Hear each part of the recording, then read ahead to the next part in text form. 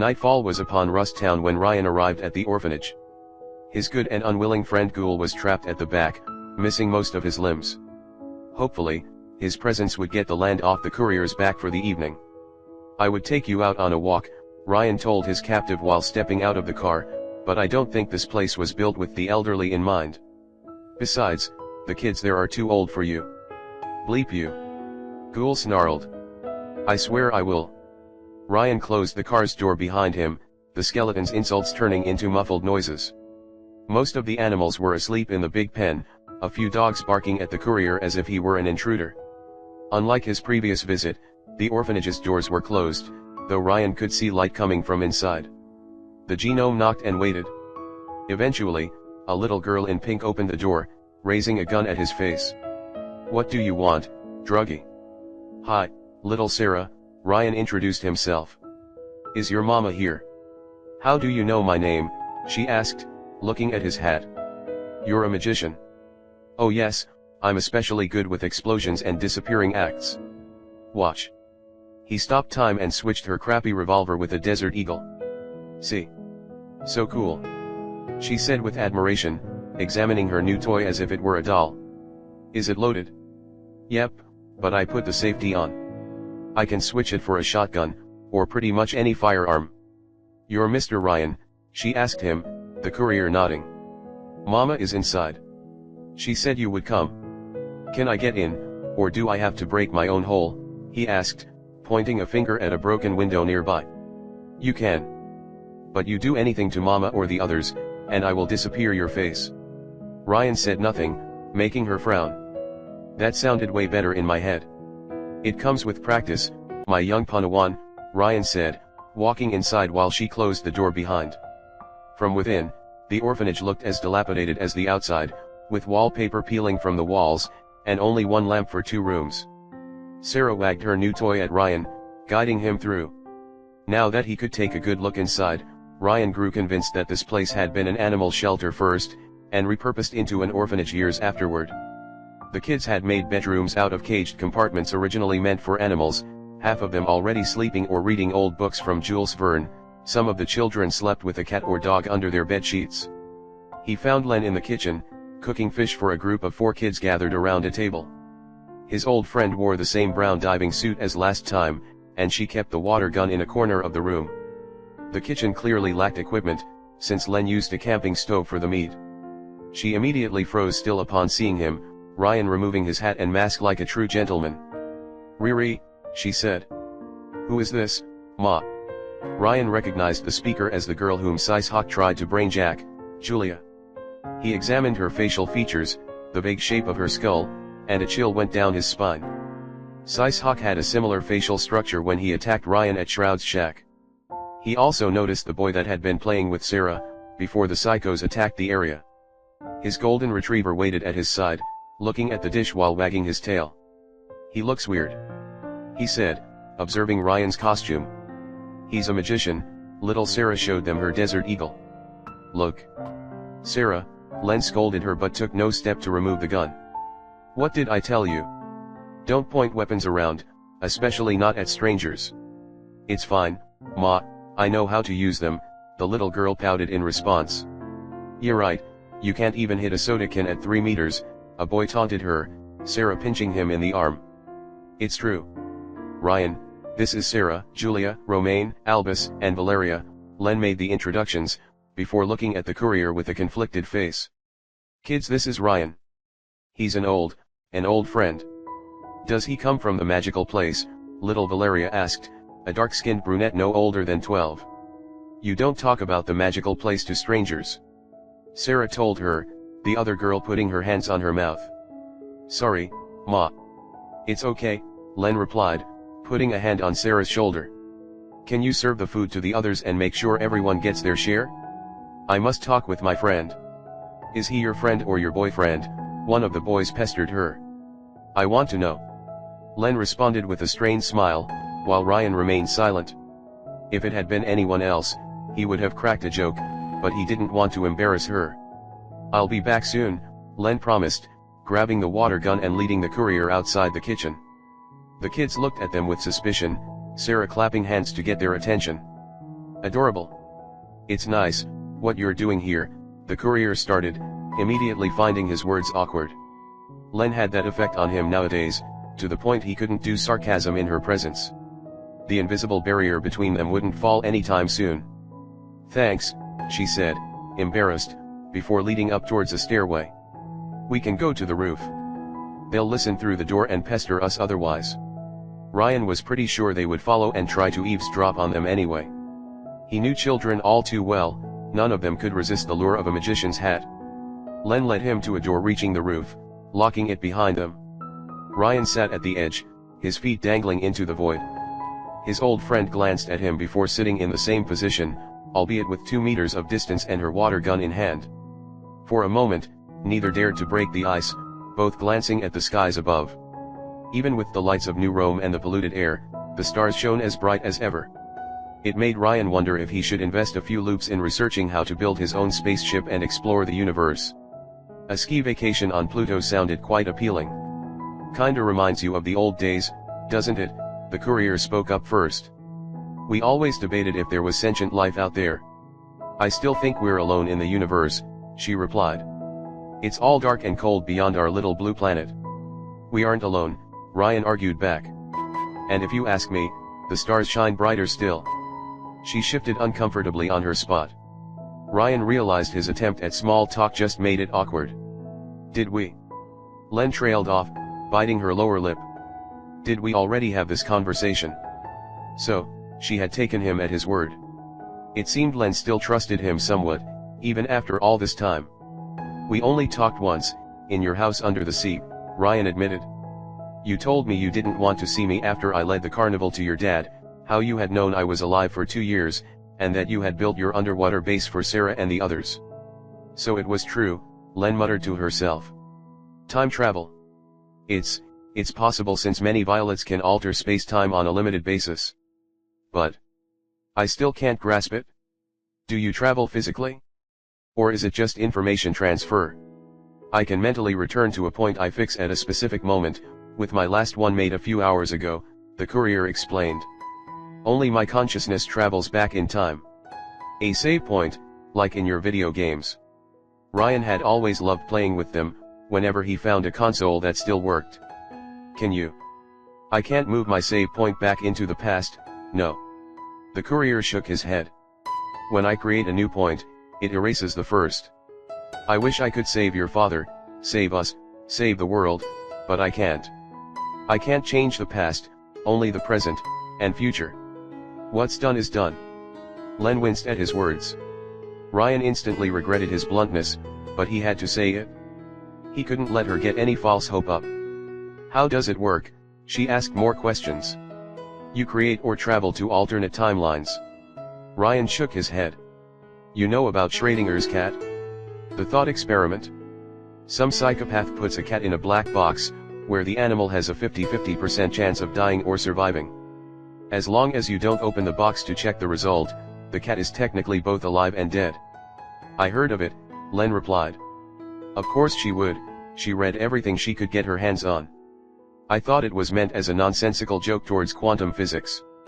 It was a joke. But as it turns out, I'm a cat, both alive and dead at once. Ryan joined his palms together as if holding something unseen. That's our space-time continuum, he explained. It's a black box where all of time and space happens. All moments in time, all possible timelines. Past, present, and future. It's too small to contain the whole universe, Len replied, smiling thinly. The sight warmed Ryan's heart. It appeared the children had a positive effect on her mood, compared to the last loop. You just have to fold it enough times. But if our universe is the box, then does that mean there's something outside it? Yes. Ryan nodded. A dimension outside space and time, the observer's dimension. Let's call it the purple world. The purple world, she frowned. I haven't set on an exact name, but purple world sounds nice. Even Acid Rain seemed to agree. The purple world exists between all moments in time and points in space, though I only really affect the first part. Len listened without a word, trying to make sense out of his words. But she was smart, even without her power, and while it seemed outlandish, she agreed to entertain the theory. I actually exist at 2 points in time, Ryan continued his explanation. When I create a save point, I divide. One version of me exists in the purple world, trapped between 2 seconds, and another me continues on, the person you're facing right now. I'm both at once, and we share the same consciousness. You can say that my power is temporal by location. So when you die, it's like Schrodinger's cat, Len's expression changed into one of horror.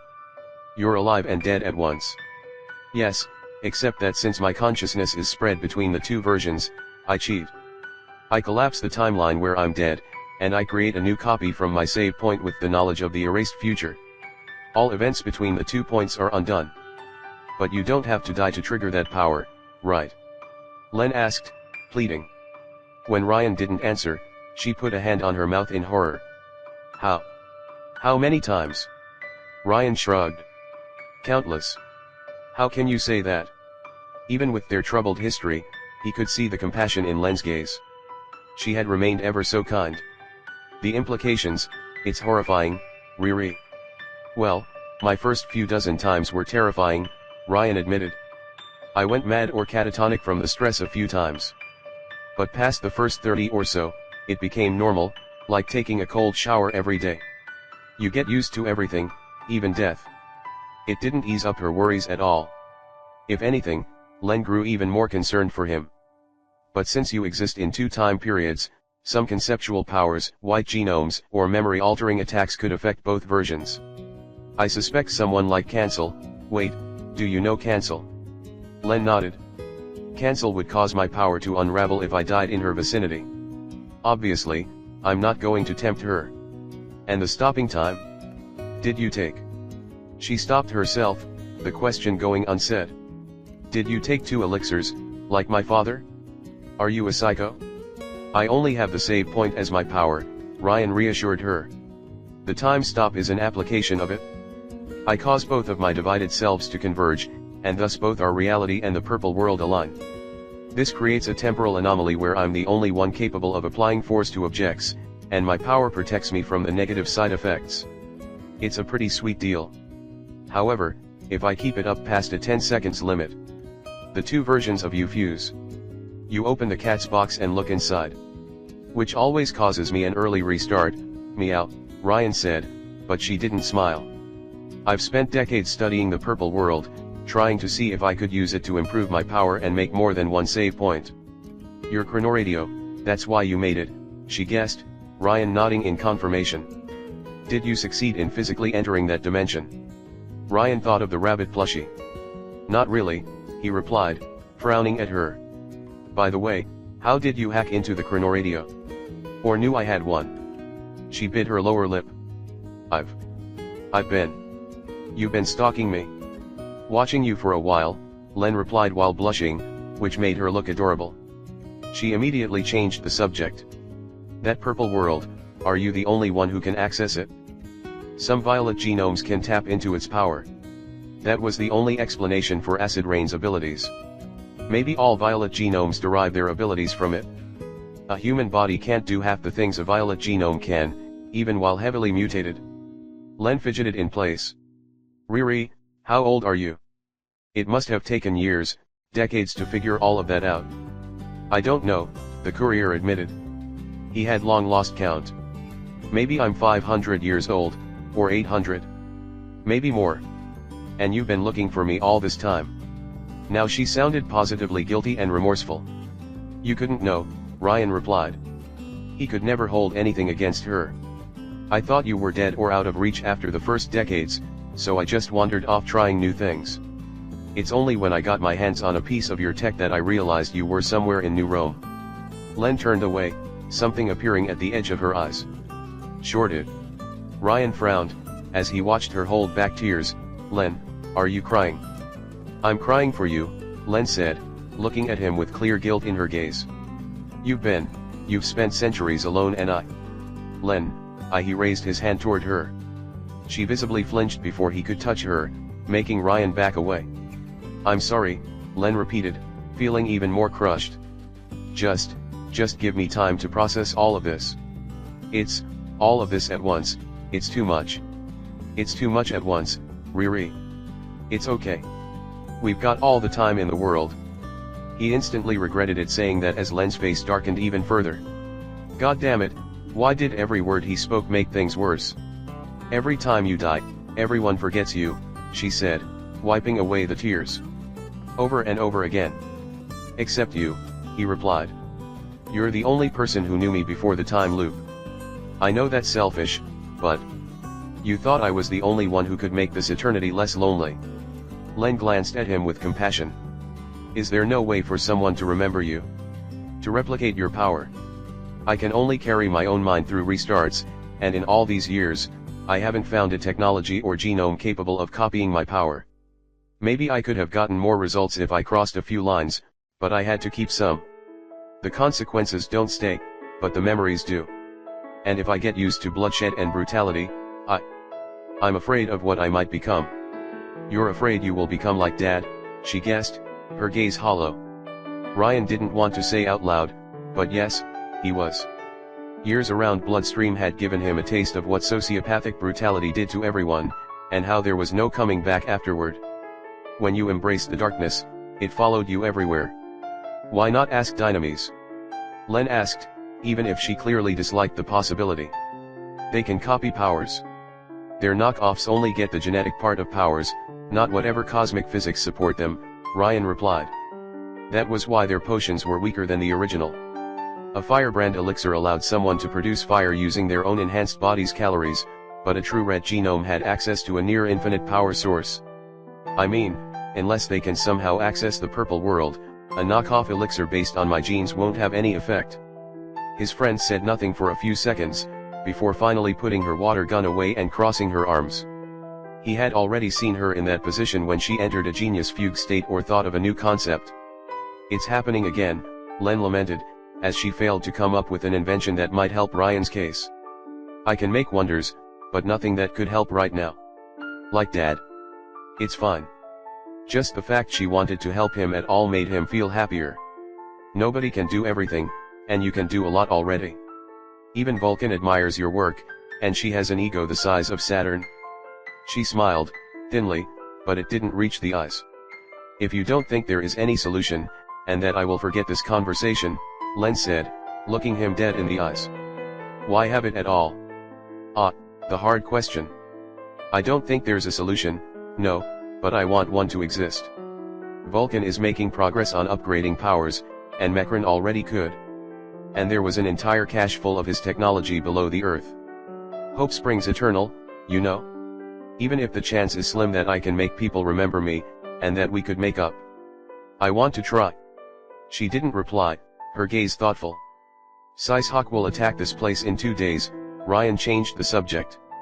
Why? Len asked, more saddened than surprised. She must have expected something like that to happen since Big Fat Adam and his crew moved in. There's a bunker full of Mechren tech below the junkyard, and the Meta are trying to break in. Her head immediately snapped at him in alarm. I suppose Sicehawk will try to collect the children when they run out of cannon fodder to throw at the defenses. And someone at Dynamis supplies them with knockoff elixirs for a reason that escapes me. Her skin grew paler the more he spoke. I'll take care of this, Ryan promised. I did it before. This city.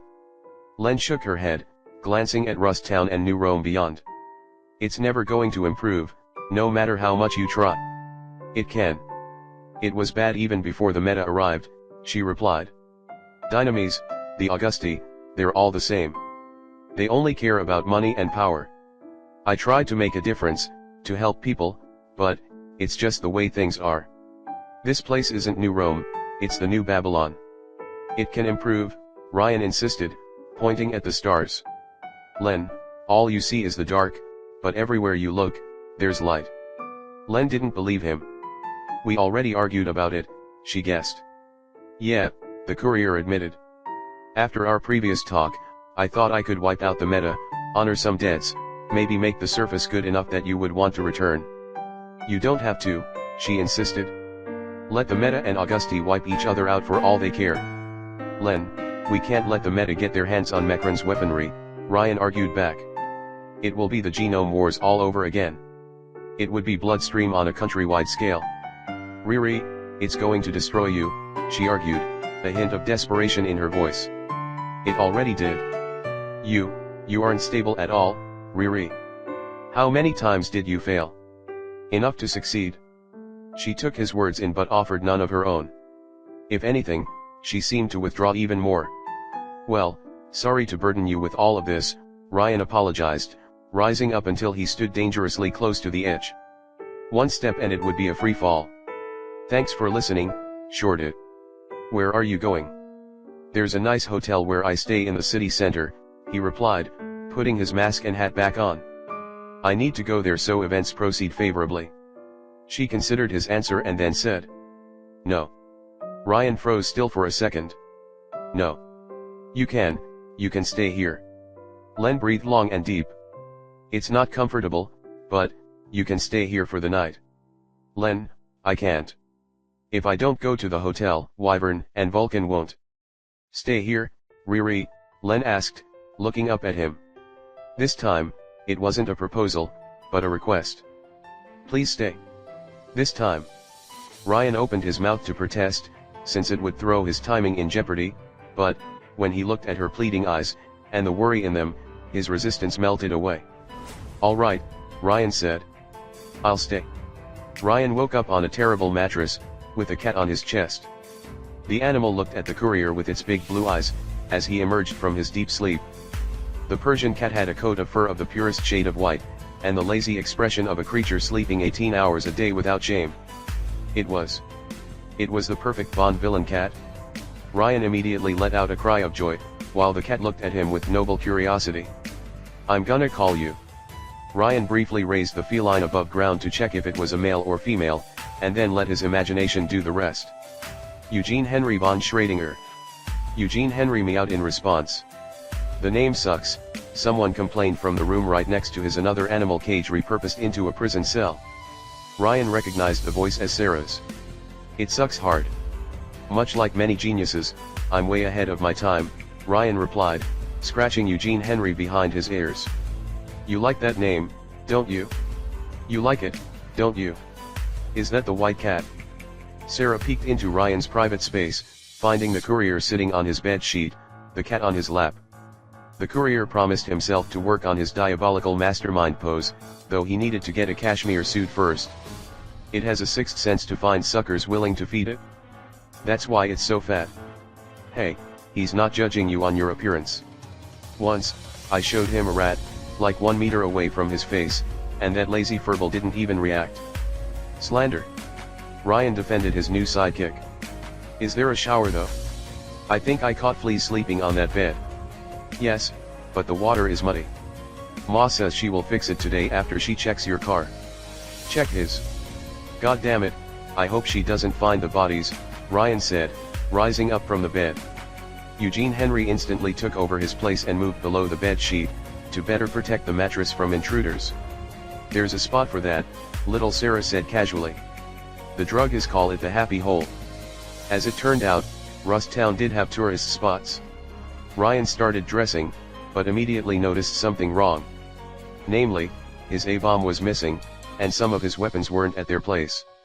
Someone had clearly checked on his belongings while he was asleep.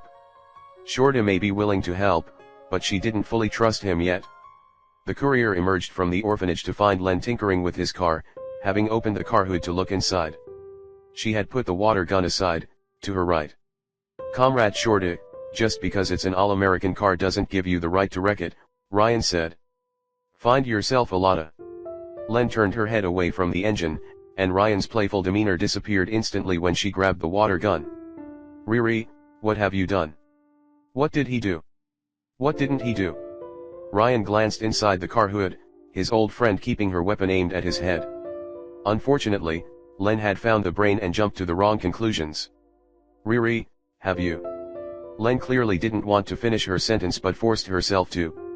Did you put someone in there? You wouldn't believe how many tries it took before I found the right person. He immediately raised his hands while Len made a mortified face. Relax, I'm kidding, I'm kidding. It's not even sentient.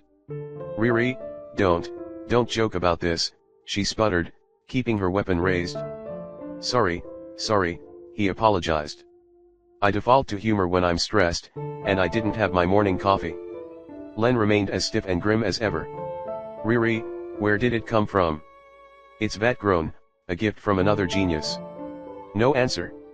Shorty, I'm not a serial killer, and I don't abduct hobos off the road to experiment on them. Riri, I want to believe you're not crazy. I really want to. She shook her head. But you keep a thermonuclear device with children nearby. Oh God, if only she knew about the plushie. Len, there are no permanent consequences around me. But what if you're wrong? She asked, biting her lower lip. What if you jump into another universe every time you die, and leave a nuclear crater behind? That's not how my power works, Ryan reassured her. I guarantee you I'm not jumping into an alternate universe whenever I die. I checked. I wouldn't do like half the stuff I pull on a weekly basis if I knew I left a mess behind. My power only affects our universe, and all I do is give it an alcohol blackout. That's even scarier, Len said, still struggling to understand his power's full scope. If what you say is correct, then you can rewrite the entire space-time continuum almost at will. It's not mere time manipulation, but reality warping. Yes, Shorty, some people get water guns for Christmas, while I got a fat man, Ryan said, putting a finger on the tip of her gun. So, can you? She hesitated, clearly torn between trusting him and her own fears about him, but eventually lowered the water gun. You will behave while you stay here, Len said. Even if there are no consequences from your point of view, I don't want anything dangerous near the kids. Len, they have guns. Because they need weapons to defend themselves in this shithole, the genius replied. But that nuke, Riri, won't help anyone. It's just death in a can. Okay, I will get rid of it. He would hand it over to Vulcan, as a sign of friendship. Can you give it back then? I swear you will never see that bomb again. She hesitated for a long, agonizing minute, before searching in her jumpsuit and handing him the bomb. Ryan put a hand on it, their gloves brushing against the other. The courier sensed her reluctance to give the weapon away, but she did it. Although Len didn't trust him, she wanted to. He wouldn't disappoint her. Riri, why did you even put your hands on a weapon like that? She asked, as the courier put the bomb inside one of his coat's inner pocket. You really want to know? Len nodded, and Ryan sighed. She wouldn't like his answer. Because I was bored, and I thought it would be fun to have a nuke as a restart button. Can't you automatically restart with your time stop? You said it caused you early restarts. No. When I said an early restart, I meant an early restart. Have you never wondered why I called myself Quick Save? She finally caught on. That's how you save. Yeah. By the time the courier had caught on to this mechanism, he had already burned a lot of bridges. And since I need to commit suicide to get back in time, I figured I should make it interesting. The genius looked at him with a mix of pity, sadness, and compassion. Do you think your life is worthless? No, of course not, I love living. If he had wanted to die for good, he would have picked a fight with someone like Cancel long ago. As long as I exist, there's always a chance things will improve. After an uncomfortable silence, Len abruptly changed the subject. You slept well. I've slept in way worse places, the courier replied, before shuddering as he remembered one of his worst deaths. Whatever you do, Len, don't sleep in Monaco. Monaco? Why? Shorty, I come from the future. Don't go to Monaco. He glanced at the car, and a flustered Len started putting the engine pieces back in their proper place. Should I expect a mounted water turret? Please tell me that you added a gadget. I was just checking the chronoradio and its associated parts. Only then did Ryan notice that while she had stopped pointing it at his face, Len kept the gun in hand. Baby steps. Pretty good tech, huh? Ryan boasted about his car, putting a hand on the hood. You're the last genius in a long line to work on this baby. I saw that. There's a lot I could work with, actually. Len closed the hood once her work done. Riri, why did you hook up a miniature particle accelerator to your radio? That was such a long story. Ryan worked many loops and decades on that particular quest. The purple world is something of a crossroad, not only between time and space but between various dimensions, the courier explained. You know some violet genomes summon creatures like that monster from Alien? Or Gremlins. They're pulling them from these dimensions. Yes. Most of these universes radically differ from our own, but some are alternate histories Earth could have taken. Usually, these histories aren't stable and constantly fluctuate, only becoming real when observed. I don't follow you. Well, we humans think time is stable, that the past is set in stone, but in truth, it's like the water you love so much, ever changing. Ryan's experience had taught him as much. I mean, I just have to jump back and poof, it changes. Have you never considered? Len trailed off with a worried frown, unable to say it out loud. That I destroy the universe and everyone in it when I die? I try not to think about it. If only because of the horrors involved. It was a rabbit hole of depression, questionable ethics, and self-misery. He preferred to think of it as a universal memory wipe. Anyway, I thought the chronoradio could help me locate a specific reality, and then cross over. A timeline where things went well for us, Len guessed. Yes, Ryan replied with a sigh, opening his car's door. But I never found a way to reach an alternate Earth, even with a custom particle accelerator. All I can do with the chronoradio is listen to what could have been. You're going? She asked with a worried frown. Did she think he would get himself killed? Then again, they were close to the junkyard. What about that undead madman in the backseat? I'm supposed to receive a recruitment offer from Wyvern and then Vulcan, but I'm not sure if she will follow through if I'm in Rust Town. After that, I need to have my windshield cleaned, and Bone Daddy will become someone else's problem. Wyvern. Len answered with a deeper frown than before. I heard Dynamis jailed you, so I investigated, Ryan admitted.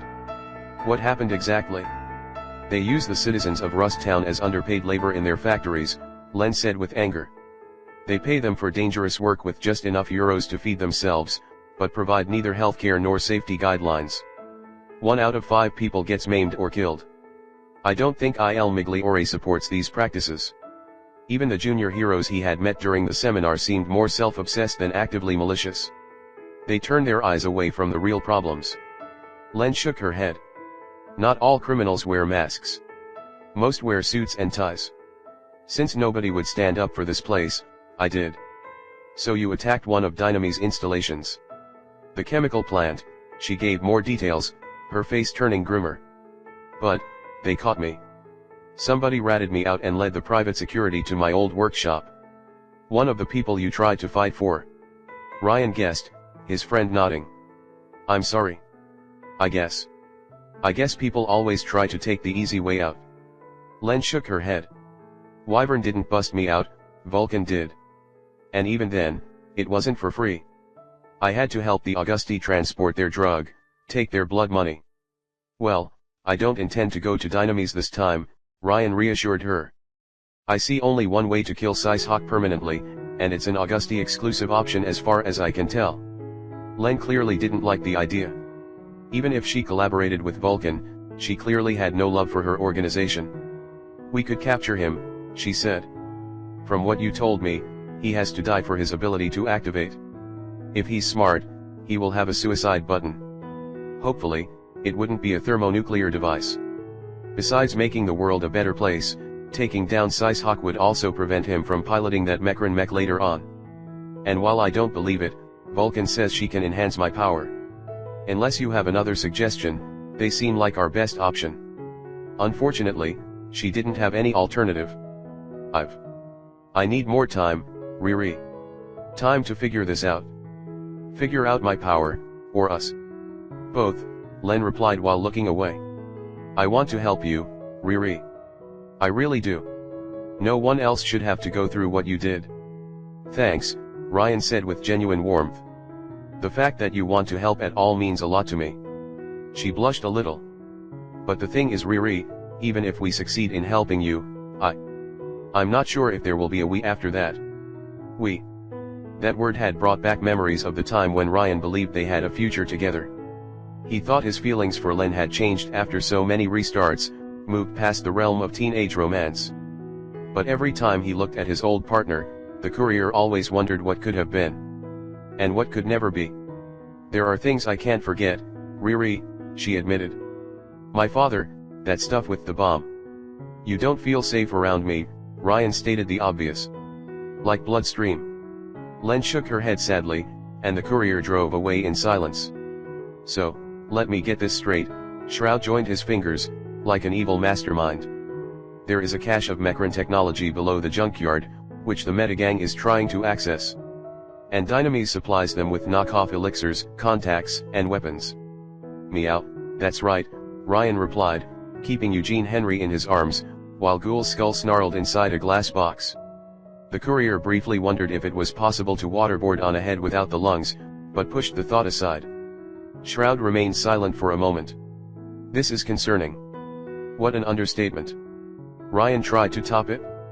And the Titanic had a leak. The glass genome turned around and started typing on his computer, various documents appearing on the screen. Ryan recognized them as financial statements, supply run reports, and logistical analyses. Shroud ran a program, apparently noticing a few troubling elements. There are some strange gaps between the stated numbers of knockoff elixirs Dynamis produces, and what's actually sold in their stores, said the hacker. I thought they were a statistical error margin or thefts, but it could easily disguise off-the-books deliveries to the meta. Could it be disguised by mooks or managers?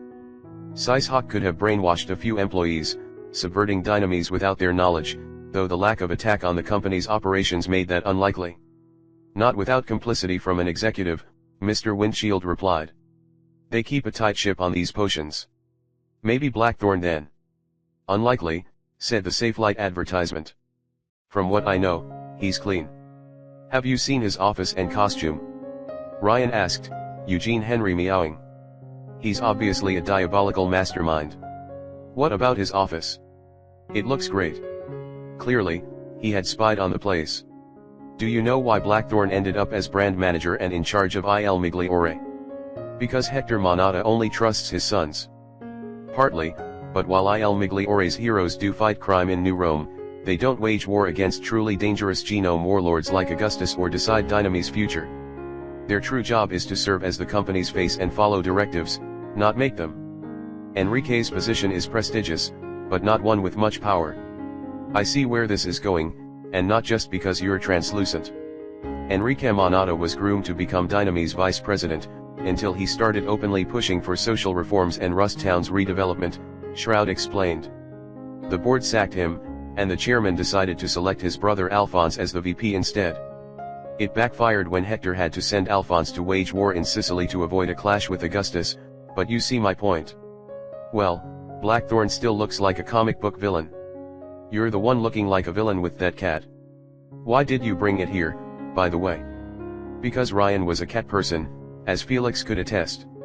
It's a Schrodinger's cat, he increases my power twofold. Don't you need to use a black box first? Shroud deadpanned, before turning serious. Unfortunately, I have no proof except your word on the bunker question. Sicehawk is going to attack the orphanage soon, you can ask him yourself then. If he survives. You think she will show up? Shroud asked. Clearly, he had mind reading on top of his glass control. No, that was a stupid question. Of course she will, it's a golden opportunity to strike at the meta. If the Augusti trust your intel. Well, if she doesn't we will have to put PSY in an aquarium, like the squid he is. Ryan shrugged. Any hope we team up to attack the junkyard? I would do it on my own, but something tells me it will be a blast. We won't have the numbers to directly challenge the Metagang for some time, Shroud admitted. This confirmed Ryan's suspicion that he was only the vanguard, with the rest of his team scheduled to arrive later. But if I confirm your information, then we will have to. Adam getting his hands on Mechren's technology will cause a disaster. Just to be sure, Mechren isn't behind everything. No, he's very dead. Are you sure? Leo was there when he perished, the glass manipulator replied. Mechren is as dead as they come, and unless he has a hidden clone in storage, he isn't coming back. Not from that. Was that a little unease Ryan detected in his voice? Mechren's demise must have been something disturbing to bother the hardened assassin. Come on, give me the gory details. You will have to ask Leo himself, Invisiboy refused to indulge the courier. I will hold up our end of the bargain, and help defend the orphanage if you can't get the Augusti on board. In return, please don't tell them about the junkyard. If there really is a Mechren bunker beneath New Rome, it should remain buried. Afraid Mob Zeus finds a bag of flour inside. Even you must understand it won't end well if he gets his hands on Mekran's technology. Ryan shrugged and left the meeting with the path ahead clear. He would go to the Bakuto, but instead of pretending to look for Len, he would instead tell Zanbato he wanted to fight the Metagang and that he didn't trust Dynamis to do that. With luck, Ryan might secure a big surprise for Sicehawk. However, although he hadn't noticed, Shroud gave the courier a key piece of information that greatly worried him. You will have to ask Leo. Namely, that Leo Hargraves would come to New Rome, probably with the rest of the carnival in tow. If Ryan cross-referenced that tidbit with information gathered in the previous loops, then he had 3 weeks before the Living Sun and Augusta settled their rivalry in blood. Ryan had better not be in New Rome by then. It was May 10th. Sicehawk would attack the orphanage any minute, and Ryan intended to give the telepath a headache he would never forget. A shotgun in hand and the Fisty brothers equipped, the courier prowled the orphanage's hallways, where the kids were busy gathering food and toys in travel bags. To his worry though, he found no trace of Len. What's happening? Ryan asked little Julia, upon crossing paths with her. Unlike her fellow orphans, who had taken food or toys, the little blonde mostly carried books on herself. Meeting this child after learning what Sicehawk did to her in a previous loop only reinforced the courier's resolve. Mama says she's taking us to the magical place early, she explained, looking down instead of facing the genome's eyes. She seemed far shyer than Sarah. So we have to pack our stuff. Wise. No doubt Hannafat Lecter would attack the place again with larger numbers after his pet squid bit the dust here. Hopefully, Ryan would receive backup. The courier had informed Jamie of the attack when they met at the Bakuto, even giving him the A-bomb as a bribe for Vulcan to sweeten the deal. He provided all the intel necessary, though Ryan couldn't be certain if the information would pass through the chain of command until the moment of truth. Where is she? The genome asked. The courier could take out PSY and his group on his own easily enough if he cut loose, but he couldn't prevent the body jumper from transferring himself. She's in her room. We shouldn't bother her. Well, I bothered her since the day we met, Ryan replied, leaving Julia behind and moving towards Len's bedroom. From what he had understood, it used to be the office of the shelter's director, before they left the place to rust. He knocked on the door, receiving no answer. While it was locked, the courier had long mastered the art of breaking and entering. Len, he asked after unlocking the door, finding the bedroom shrouded in thick darkness. Shorted. Only a meowing sound answered him. Ryan quickly flipped the light switch and found himself facing a giant diver suit. The same one Len wore when she tried to rescue him from acid rain. Shorted? Ryan asked, before looking behind the armor.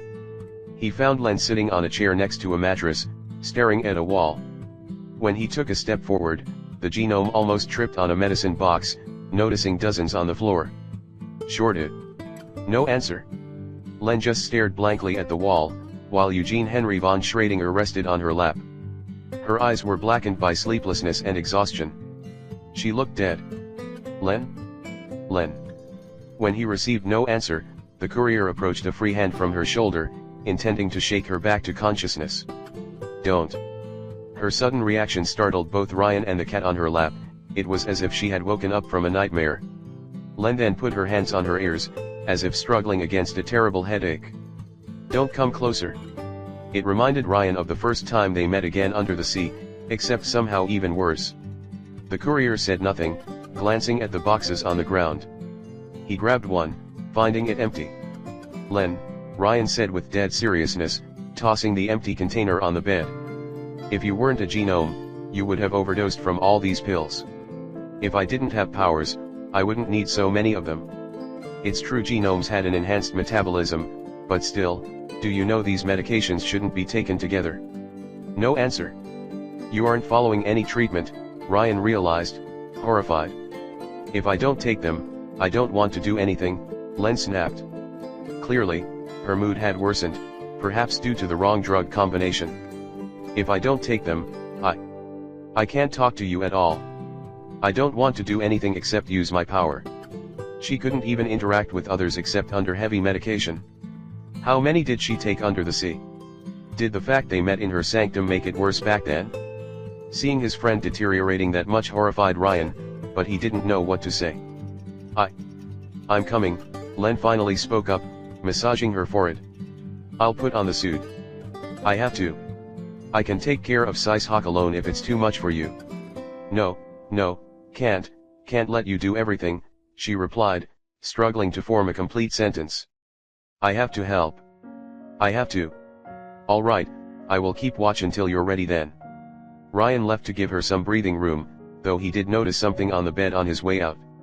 The rough schematics of some kind of sonar, although messy and incomplete. Len must have worked on this new device during the day.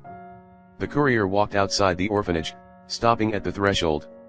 His car was parked nearby, Ryan remembering how Sarah and her friend had stood at the exact same spot in a previous loop. However, when he saw Sishak's black minibus approach, Ryan decided to spice things up a little this time. He raised the shotgun and hit the wheels at the front, causing the Metis car to spiral around itself in an attempt to avoid a crash. Strike. Ryan gloated for good measure. It's a strike. The driver managed to stabilize the minibus, much to his disappointment. Ryan heard heavy footsteps behind him, Len emerging from the orphanage in her full power armor.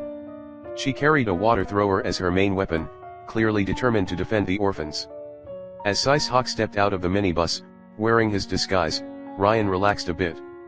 The brainjacker had only brought Mosquito and Mongrel with him, like in the previous loop. No heavy hitters in sight. Little Cesare, Sicehawk said, removing his sunglasses to reveal his biomechanical eyes. And is that little Len too? I could recognize her work anywhere. Is your father joining us from beyond the grave too? Len remained eerily silent, radiating a sense of unease. If you want, I've got old-time slides, Ryan mocked Sicehawk. Half of them are dedicated to your royal ass-kicking. You were not so brave during our last encounter when my wires connected to your brain, Sicehawk replied, his tone heavy with menace. Though we only came for the goblins in that shelter, this is a good day indeed. It is true what they say, you never forget those who got away. So are we killing them or what? Mosquito asked while Mongrel showed his teeth. The smell of their blood drives me crazy. No one will die today, Sicehawk replied, his wire tentacles wriggling below his coat. They are mine, both of them. Always have been. Len raised her water thrower without a word. You wish to fight, little girl? Sicehawk mocked them. Check your math, you are outnumbered, outmatched. Check yours, PSY, Ryan replied, noticing a white Yamaha motorcycle approaching from behind. It's a menage a trois. A blonde woman rode at the vehicle's back, without wearing any helmet, though she did carry a genius tech staff, like a knight showing up for a jesting tournament. She abruptly stopped her vehicle upon reaching the orphanage's courtyard, her mere presence changing the psycho's mood from confident to tense. Hi, guys. Cancel introduced herself with a winning smile, leaving her bike behind while swinging her weapon. Nice to meet you. Sishak's electronic eyes let out a brief flash of light, his cronies flinching in dread. Hey, don't look at her like that, Ryan said, raising his shotgun. I wanted Pluto, but she declined. Sishak's power was not so different from the courier's own ability. A save point allowing them to try again after death. Ergo, they probably shared the same weaknesses. As he realized the danger, Sicehawk did something new and unexpected. Something he had never done in the previous loops, no matter how suicidal the situation. He tried to run away, tearing through his clothes with his tentacles while his cronies attacked Cancel. Gotcha. Ryan froze time, raised his shotgun, and blasted Sishak's tentacles apart. When time resumed, the brainjacker pathetically tripped and fell onto his smug face. Don't worry, haven't you looked at the dog shelter sign? Ryan taunted him. Euthanasia is free. Meanwhile, moving with the speed and agility of an Olympic gymnast, Cancel quickly rushed at Mongrel. The psycho attempted to incinerate her with his hands, but the flames fizzled out into nothingness at the tip of his fingers. The heat woman impaled him through the chest with her staff before he could react, the device then letting out a powerful electric shock. Ryan would have likened it to a taser, but a taser didn't fry its victim alive the way Cancel's device did.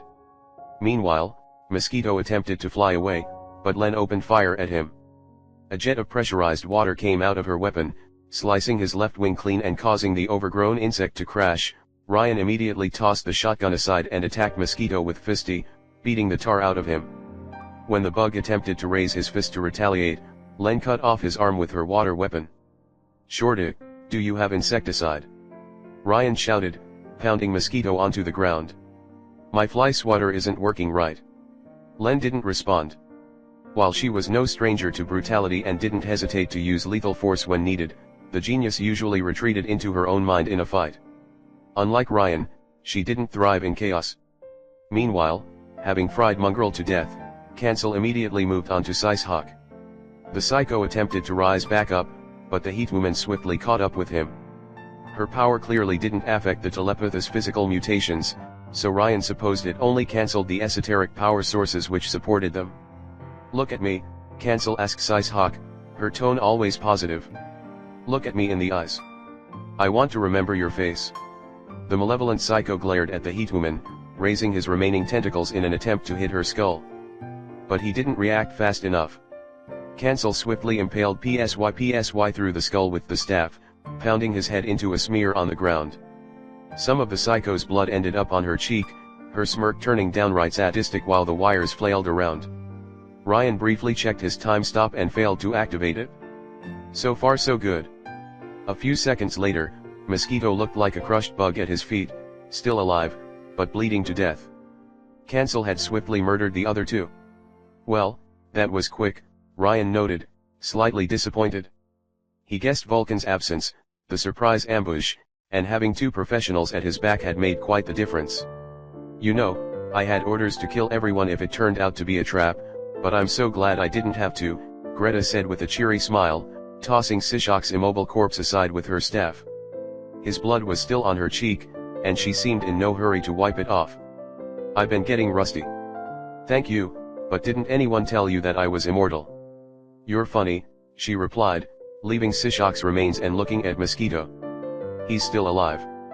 Unless he gets medical treatment, he won't last long. Please." Mosquito pleaded.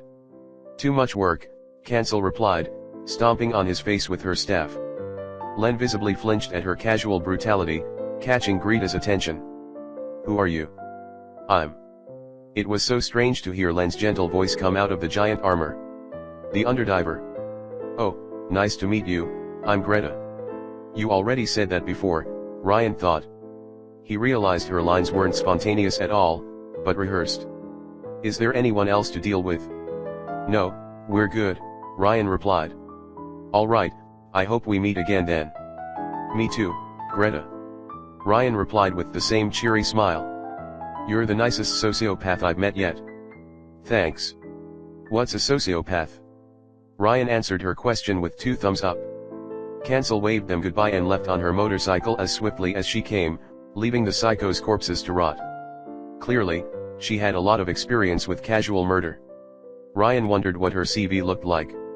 "She's hollow inside," Len said when the Heatwoman was gone. Before Ryan could respond, he sensed an invisible pressure on his shoulders. The lance gaze had suddenly fallen upon him. The courier waved a hand at the skies, wondering if the Psycho would see him. The moment lasted only a few seconds, but it made Len almost stumble at the sheer tension. "What was that?" "Peepers," Ryan replied. "I suggest we move out before more arrive." Yes, Len turned towards the orphanage and raised her voice. "Sarah, Julia." All windows in the vicinity, the Plymouth Fury's windshield included, cracked at once. "It's okay, it's my fault," Ryan lied before Len could panic. Fortunately, she was used to weird events around him and didn't question it. "Sarah, Julia, gather the others, we're leaving now." "Ma, can we take the doggies?" a little girl shouted back from within. "I'm sorry sweetie, but no, we can't. We'll leave the pens open, so they can go out." Len turned to Ryan. "Thanks, Riri." "No problem. Do you need any help moving them to safety?" "It's a long way to the harbor." "It's fine, I keep transporting baby spheres in the sewers, and there's an access point in the basement," she explained. That explained how she could move in and out of the orphanage undetected. "Riri, It's okay," the courier reassured her, knowing what would come next. "It's your home, I understand you don't want me in it yet." Last time had been something of a surprise visit. Len must have made a guilty face behind her helmet, though Ryan couldn't see through. I think I found something. For your power." The courier froze still. "Come again." I've been listening through your chronoradio for a while," she admitted. Now that I examined it more closely, there's a part of the design where my power can help. The navigation. I'm sorry, I need more time to really explore it. I need to focus. It's just an idea in my head right now, and I'm not sure if it will work. If it can work at all. Don't get your hopes up or anything. Shorty, I've been through so many false hopes, you could make a graveyard out of them. Ryan shook his head. As I told you before, the mere fact you want to help after everything means the world to me. Len seemed too flustered beneath her armor to answer. I guess I will contact you, she said, sounding embarrassed. See you, Riri. Len, he said while she turned away to go back inside. Please be careful with your medicine. Len stood still for a moment, unsure of what to say. I will, she said. Don't worry, I can manage. Ryan couldn't tell if it was a lie, or if she believed it. The courier sighed, watching her disappear inside with a heavy heart. You owe me a new windshield, Ryan said once Len was out of earshot. I apologize, Shroud answered next to him, as invisible as ever. She startled me and I lost control for an instant. You're afraid of little girls. I would have said pigeons were your kryptonite.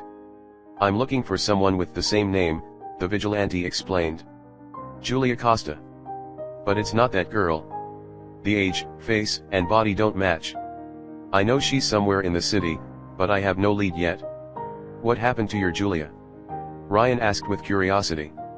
He also noted that Shroud could apparently see the orphans through the walls. Augustus murdered her parents and kidnapped her as a child, to use as a hostage against Leo. A chill went down Ryan's spine. Whenever you have doubts, remember that this is what the Augusti stand for. I will look into it, the courier promised. What does she look like? She should be around 15, light brown hair, blue eyes. That was better than nothing, but barely. You're not really Cesare Sabino, are you? The way you interact with Miss Sabino isn't very brotherly. Oh my, it just took you 4 years to figure it out? What a detective you are. I dare not imagine what went through Bloodstream's head. It must have been harsh. It was more emotion than Ryan had ever heard coming from the invisible man's mouth. You love her? I did once. But a rift had grown so wide, Ryan would be lucky to end up on speaking terms with Len after his perfect run. But that was a long time ago. All men are hopeless fools, a friend once told me. Unfortunately, I don't have any advice to offer. I'm unlucky in love myself. I guess they see right through you. Ryan shook his head. I help because she's a dear friend and she needs it. He wasn't looking for romance anymore, but for a human connection, any connection, that would persist through his endless restarts. The courier felt something on his shoulder, like a brief, sympathetic pat. It was well done, Mr. Looking Glass said. I thought I might have to intervene, but you had the situation in hand. I will check if Sicehawk is truly gone for good, though I would suggest getting away from Rust Town. I get the feeling you threw a wrench in Adam's plans, and he won't like it. Oh, he didn't. Ryan already noticed acidic clouds expanding from the junkyard. Perhaps Wyvern's absence had made the metagang bolder, or Cancel's power had truly prevented Sishak's body transfer. In any case, Ryan was just getting started. Game on, Moby Dick. The current loop might be the calmest yet. Ryan had finally optimized the Augusti path. He first completed the harbor mission without incident. Fat Adam didn't send anyone for once, and Ryan had previously taken care of Luigi. The truth teller was scheduled to get out of the hospital on Wednesday, but Ryan intended to score a few goals during the hockey match's second period. Afterward, Jamie invited the courier to crash at his place, and he received a surprise inspection from Pluto. The underboss interrogation had been less thorough this time around, since the intel Ryan provided on Sicehawk had earned him some measure of trust. The courier then landed a job as Vulcan's assistant, who had lobbied very hard to recruit him after she got her hands on his A-bomb. She didn't even ask him to trash Wyvern's movie This Loop. Ryan had waited patiently for today's Rust Town raid. He had provided all the necessary information for the Augusti to improve their odds, from the lance range to the powers of every psycho he fought so far. He didn't say anything linked to the bunker like the mech, but overall, things looked bright. Truly, Ryan was pumped for this restart. Plasmator Ryan handed Vulcan her tool before she could finish her sentence, the genius too busy working on her armor's cannon. CH Ranch. Ryan handed her a wrench and a cup of coffee. "I didn't ask for a cup," she said. "You were about to." Vulcan stopped in the middle of her welding, putting her tools aside and raising her iron mask. A short silence took over her workshop, as she examined the courier from head to toe. "Ryan, where have you been hiding all this time?" "Mostly behind explosions, and sometimes forest fires." "I should have hired you years ago," she said without any hint of sarcasm. "You're the best assistant I could ever hope for. Hell, you anticipate my desires as if you read my mind before I spoke. You're perfect, except for one thing." Vulcan pointed a finger at the white cat having taken over her workbench. Eugene Henry meowed in response. "Why did you bring that furball here?" she asked Ryan. "I couldn't leave it at the shelter. It's a noble cat, it can't survive in the wild." "No, I mean, why did you leave it in my armory as if he lived there? Now half the guards spend their shift petting it when they think I'm not looking. It's distracting them. Ki-young doesn't want him at the house. I keep telling her Eugene Henry is too good to hunt rats, but she won't hear anything." Ryan grabbed the cat and showed him to Vulcan. "Admit it, you can't resist him either. Look at him. Look at his big, beautiful eyes." The genius didn't look impressed. "If he causes an accident, I'm taking the repair costs out on your pay," Vulcan said, before grabbing the cat. She put it on her lap and moved her feet on the workbench. "I had a ferret once. He wasn't afraid of anything." "What happened to him?" "He wasn't afraid of cars either," Vulcan replied with a morbid face. She liked her comedy pitch black. "Speaking of animals, about that rabbit plushie." "No," Ryan interrupted her. "But. No. Do I have to take it at gunpoint?" she threatened, her curiosity too overwhelming. "You would have an easier time with my virginity, but spoiler warning," Ryan whispered in the genius' ear, "it's long gone." Vulcan chuckled, scratching Eugene Henry between the ears. "I thought you were dating the underdiver." "Oh no, it will be a miracle if we settle into anything." Considering her issues, a long-distance radio friendship sounded more likely.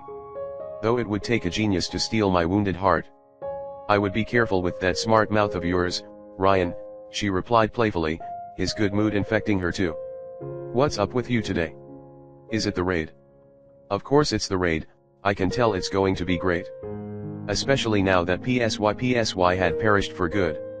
Within 1 hour of his demise, dozens of people across New Rome had experienced brain seizures, including some Augusti mooks and private security members. The Augusti leadership had tasked Ki-young to investigate, and from what she told Ryan, most of the victims missed entire days of their life.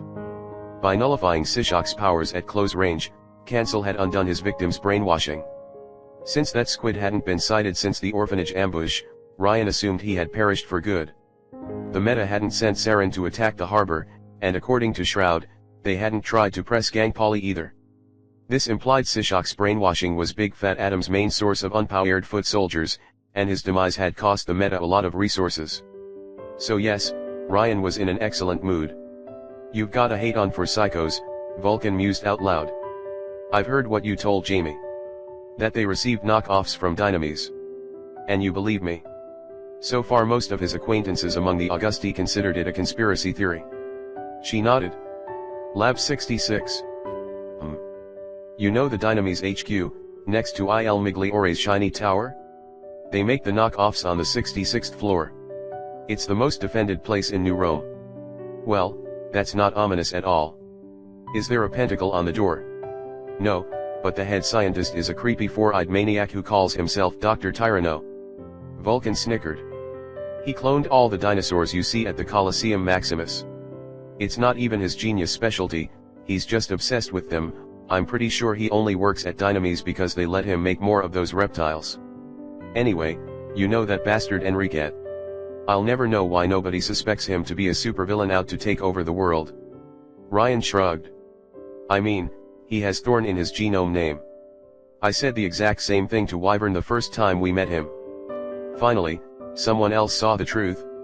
Originally, Enrique was supposed to oversee the whole elixir operation instead of Il Migliore. He visited the lab for 2 hours, and he immediately asked for a transfer afterward. Never learned why. If you ask me, there's something really shifty about the knockoffs, even Augusta scientists never found a way to copy them. Ryan quickly grasped her point. You think Dynames uses the meta as guinea pigs? That's something Hector Monada would do, Vulcan replied with a sharp nod. Augustus is brutally direct, but Hector, he's slippery and insidious. He always manages to be where the evidence isn't. Unfortunately, I doubt we'll find any proof of his involvement, and the big boss doesn't seem interested in an open conflict yet. I'm surprised that the war between them is cold instead of hot, to be honest. Ryan thought an invincible man would be far bolder. They fought over Malta a few years ago, Vulcan explained. Dynames nuked it in an attempt to kill Augustus, who retaliated by sinking the island. Afterward, the big boss met with Hector Monada, and they hashed out a peace agreement. If there was a peace agreement, then it meant Dynames had some kind of leverage over their opposition. Perhaps they threatened Augustus' family or inner circle. Ryan had faced the same tactic while he lived under Bloodstream's clutches. Even near-invincible genomes had emotional weaknesses. The party is on Thursday night, right? Vulcan asked while changing the subject, though her question was purely rhetorical. If the assault on the Meta's base goes well, I think I will attend. Should be fun. Shame I'm too old for that now. Like the first time Ryan met him, Mortimer attempted to startle the courier from behind and utterly failed. I would have killed it on the dance floor. I'm sure you will catch up on Halloween, Ryan replied by turning around, pointing a finger at the hitman's skull mask. Nobody gives poor Mortimer candies, Mr. Walpass replied, saddened by the lack of reaction. He doesn't spook anyone nowadays. You're early, Vulcan noted with a frown. Did something happen? Well, there are fires coming out of Rust Town, Chief. I thought you should know. As it turned out, the Meta had set the junkyard on fire. Ryan stopped his Plymouth Fury right in front of the fence. Mr. Walpass sat on the front seat, Fortuna and Cancel at the back. Oh my, Mortimer said. They don't half-ass things, these psychos. No kidding.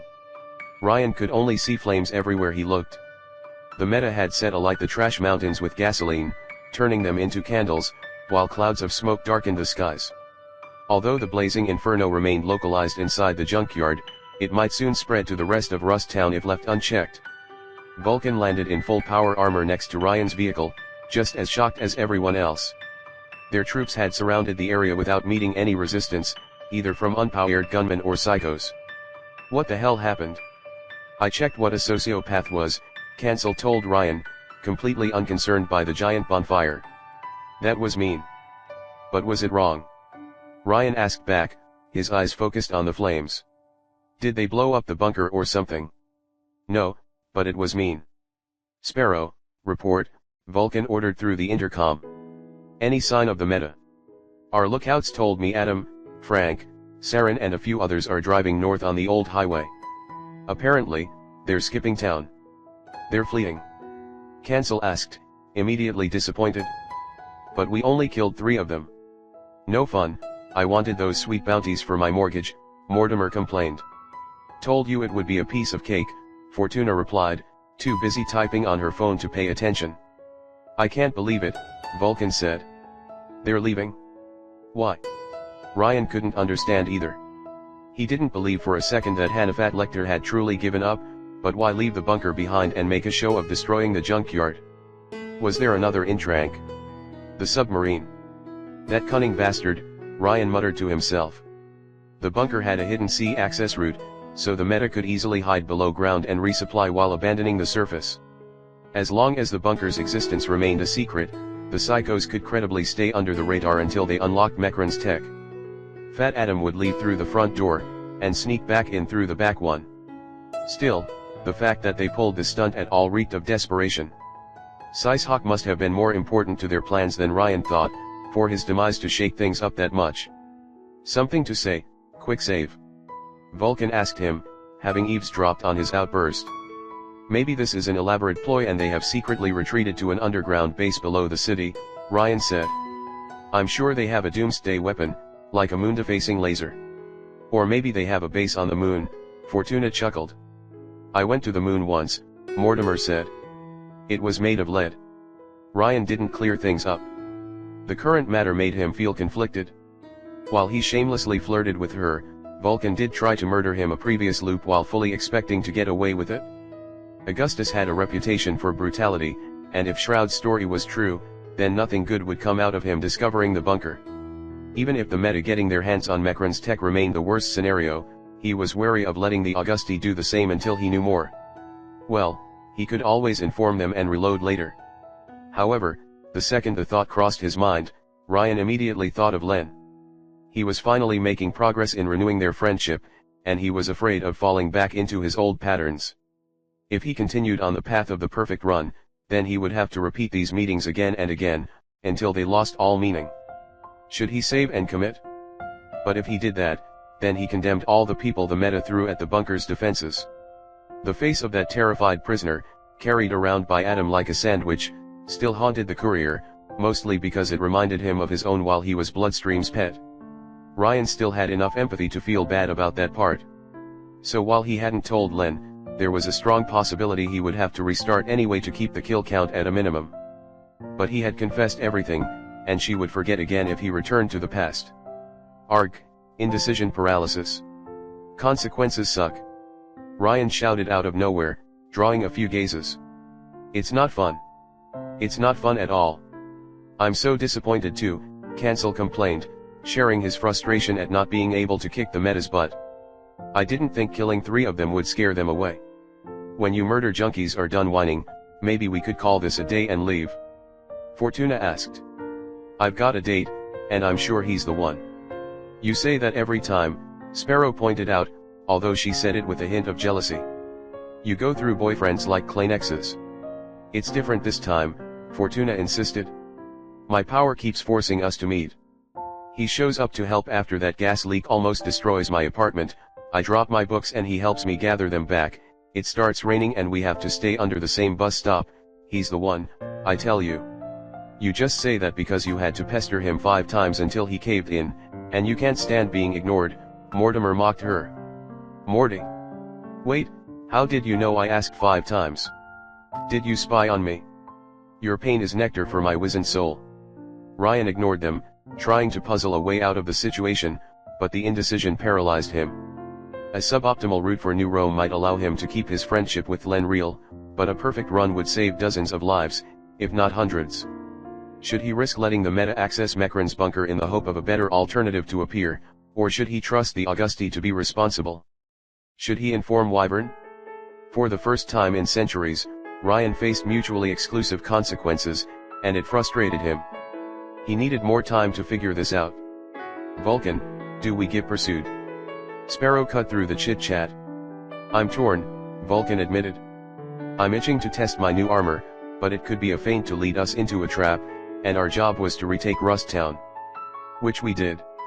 If the Meta are wise enough not to get in our way, let them cower, Fortuna said, clearly determined to do as little as possible. Not even a little wedge, for old time's sake. Ryan asked, calming down. No matter the eventual fate of this loop, the Meta had to die for the good of everyone else. I could settle for killing, say, half of them. It's the respect and territory that matter, quick save, Vulcan replied. They will come back later if you let them go, Ryan argued. He had seen what underestimating the Meta had cost them in the previous loops. Trust someone who has fought Big Whaley before, that bonfire is a mere smoke screen. Vulcan listened to his words carefully. You think this is a ploy to lull us into a false sense of security? And that if we let Adam go, he will come back to fuck us harder. And he won't be gentle.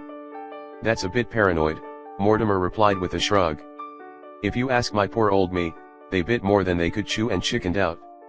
Quicksave's intel has been spotless so far, Sparrow came to Ryan's defense. I don't think Adam the Ogre will give up so easily either. The Meta clearly came to New Rome to fight us, perhaps as mercenary work from our rivals.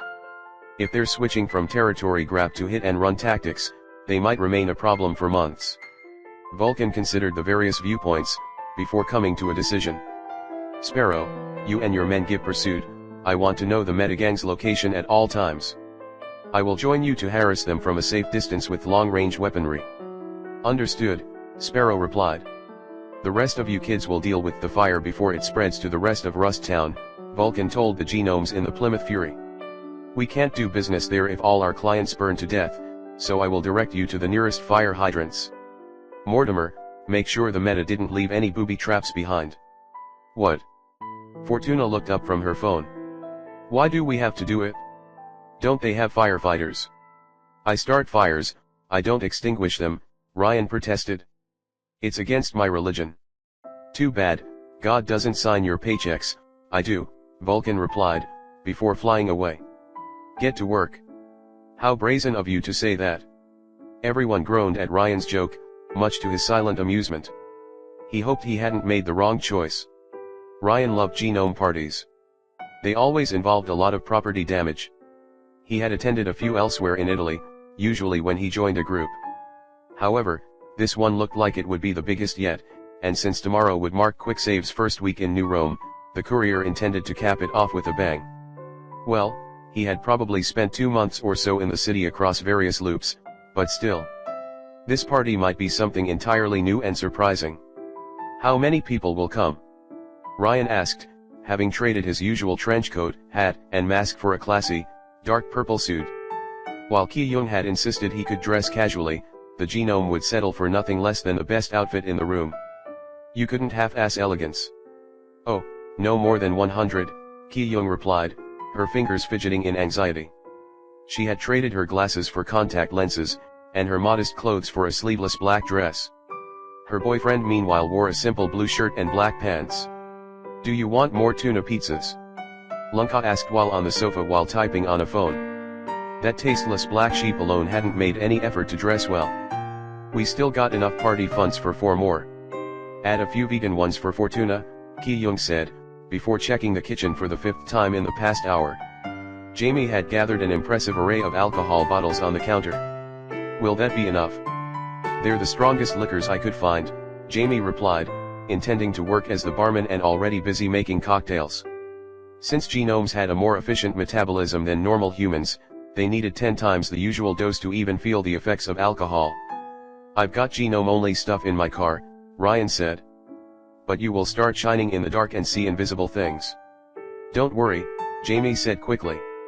Fortuna is bringing strong stuff, and, I quote, party pills. No bliss? Ki-young asked, her face tensing up. No bliss, her boyfriend reassured her, while someone hit the doorbell. Come in.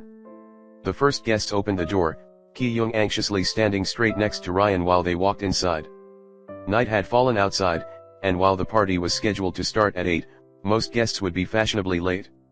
Hello everyone. Fortuna entered the house, followed by her boyfriend and a younger girl around 15. Lucky Lady wore a golden dress even more scandalously lavish than usual, whereas the teenage girl dressed so tastelessly, that Ryan couldn't look at her without fighting the urge to drag her to a tailor's shop. Fortuna's date was around Ryan's physical age, with short well-groomed brown hair, blue eyes, and an elegant all-black formal suit. He looked rather plain when compared to his girlfriend, but the courier felt an intense vibe coming from him. In fact, he seemed vaguely familiar. The mystery boy immediately singled out the courier, who waved a hand at him. Hi, I'm Ryan. I would say I'm immortal, but you probably know that already. Matthias, the man replied, shaking Ryan's hand with a small smile. Matthias Martel. The way he moved, his aura, the slight inflection in the voice. I know, we've met, Ryan replied cheerfully, testing the waters. You did? Fortuna asked while Matthias' smile strained a bit. Since he hadn't cut that lucky woman's hair this time around, she seemed a lot more well-disposed towards Ryan. Matt, why didn't you tell me?